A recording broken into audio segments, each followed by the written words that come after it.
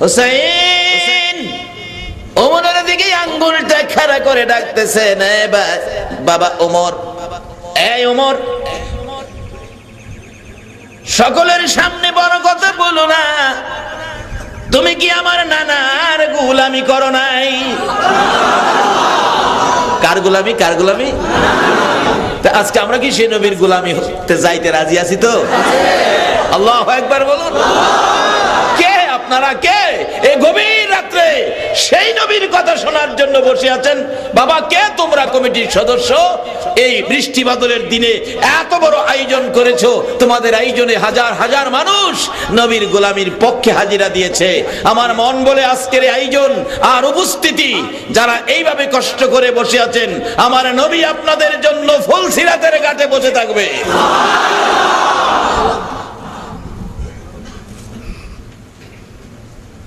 ওমর, আপনি কি আমার নানার গোলামি করেন নাই? কথাটা অস্বীকার করতে পারবেন? ওমর দুইটা চোখের পানি গাল বেয়ে বেয়ে ছেড়ে দিছে। মসজিদের নববীর মুসল্লিরা গো, তোমরা কি শুনেছো ওমর কার গোলামের কথা পেয়েছে, সার্টিফিকেট পেয়েছে? আরে মসজিদের নববীর মুসল্লিরা, তোমরা কি শুনেছ নবীর আদরের নাতি আমাকে কি বলেছে? আমি বলে রাহমাতাল লিল আলামিনের গোলামি করেছি। মুসল্লিরা বলেন শুনেছি। ওমর ডাকতেছে, ও হুসাইন, কথাটা কি কাগজে লিখে দিতে পারবা? পারবো। লিখে দিলেন, নানার গোলামি করেছি বিদায় গালি দিয়েছি, গোলামের বাচ্চা গোলাম ইমাম হুসাইন। কাগজটা নিয়ে আসতেছে ওমরের কাছে।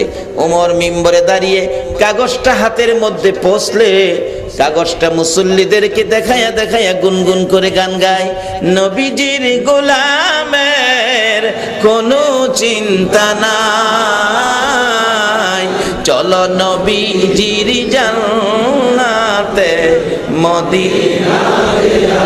ওমর এই কাগজটুকু লইয়া চোখের পানিগুলো জর্জর করে ছেড়ে ছেড়ে ডাকতেছে, মসজিদের নববীর মুসল্লিরা রে, আমি ওমর আর কোনো কিছুর ভয় করি না, সার্টিফিকেট পেয়েছি। আমি বলে রাহমাতাল লিল আলামিনের গোলামি করেছি, নবীর গোলামের কোথাও কোনো ভয় থাকতে পারে না। তোমরা একটা কাজ করো, আমি ওমরের মৃত্যু হয়ে গেলে আমাকে যেদিন কাফনের ভিতরে ঢুকিয়ে দিবা, এই কাগজটুকু আমার ডাইন হাতের মধ্যে দিয়ে দিও। কোথাও যদি কোনো বিপদে পড়ে যায়, আমার কোনো আমল যদি কবুল না হয় রে, আমি নবীর গোলামির সার্টিফিকেট আমি তুলে ধরবো।